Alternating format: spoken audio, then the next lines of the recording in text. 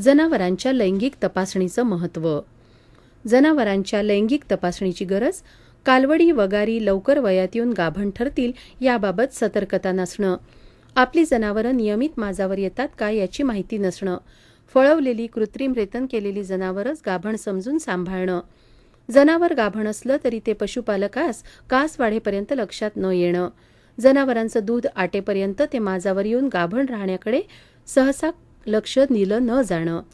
जनावरांच्या वांझपणातील कारणात देखभालीच्या कमतरतेचा फार मोठा समावेश आहे हे लक्षात न येणं. जनावरांची प्रजनन संस्था जननेंद्रिये कार्यरत होण्यासाठी त्या जनावरांची शारीरिक वाढ पूर्ण होणं आवश्यक असतं. प्रजननाची क्रिया ही शरीरातील प्रजनन संस्थेमार्फत होते, पण तिचे नियमन शरीरातील विविध भागातील स्त्रावणाऱ्या अनेक ओजस रसांशी निगडीत आहे.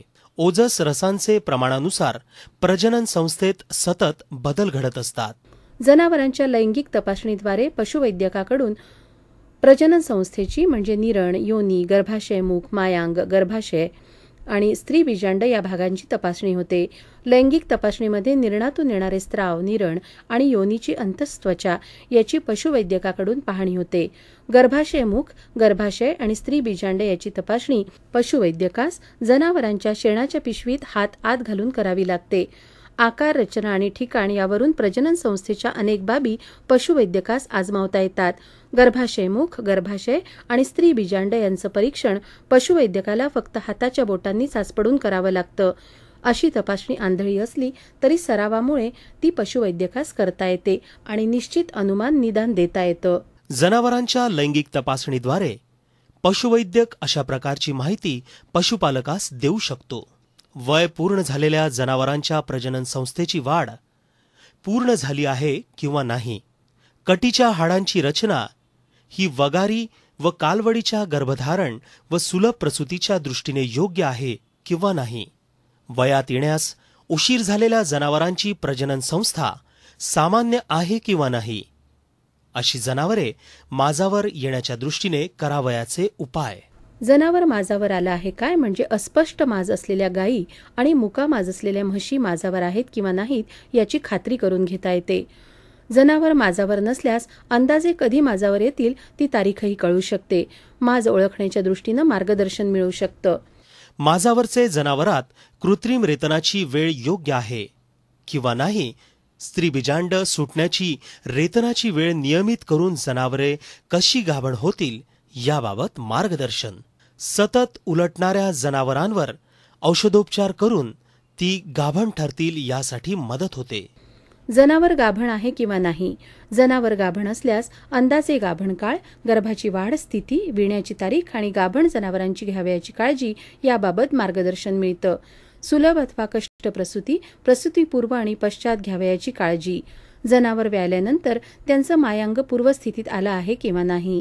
जनावर व्याल्यानंतर पुन्हा लवकर माझावर येऊन गाभण राहण्याच्या दृष्टीनं मार्गदर्शन. जनावरातील सर्व प्रकारच्या वांझपणाचे तपासणीद्वारे निदान व योग्य तो औषधोपचार मिळणे. लैंगिक तपासणीमुळे जनावरांच्या प्रजनन संस्थेस अजिबात इजा पोहोचत नाही. तपासणी जर पशुवैद्यकाकडून झाली असेल तर तपासणीच्या वेळी अस्वस्थ असलेल्या जनावराने, प्रामुख्याने म्हशींनी हालचाल केल्यास थोडासा रक्तस्त्राव शेणाच्या पिशवीत होण्याची शक्यता असते, पण त्यामुळं कोणताही अपाय होत नाही. तपासणीनंतर रक्तस्त्राव आपोआपच थांबतो.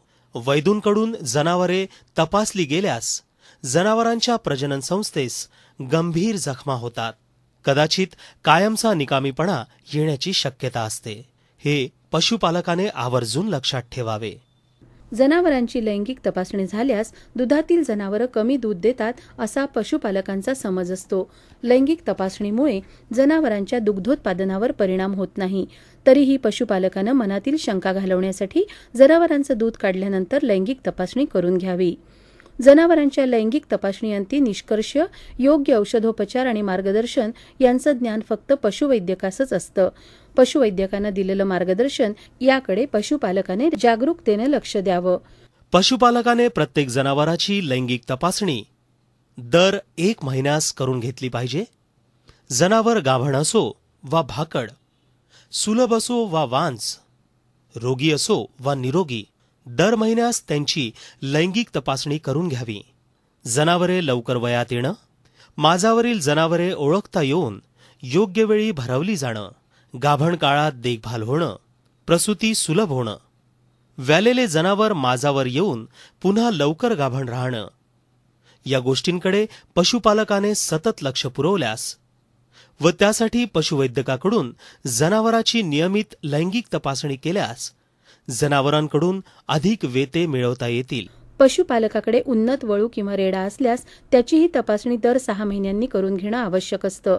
वळूच्या म्हणजे रेड्याच्या वीर्याची प्रत, वीर्याद्वारे रोगजंतूंचा प्रसार या बाबतीत पशुपालकानं पशुवैद्यकाची मदत घ्यावी. तेव्हा शेतकरी बंधूंनो, आपल्या गायी म्हशी दर महिन्यास नियमितपणे पशुवैद्यकाकडून तपासून घ्या आणि जनावरांकडून जास्त वेते व भरपूर दूध मिळवण्याची कास धरा. तरच पशुपालनाचा धंदा आर्थिकदृष्ट्या फायदेशीर होईल. जनावरांची नियमित लैंगिक तपासणी टळेल दूध उत्पादनाची हानी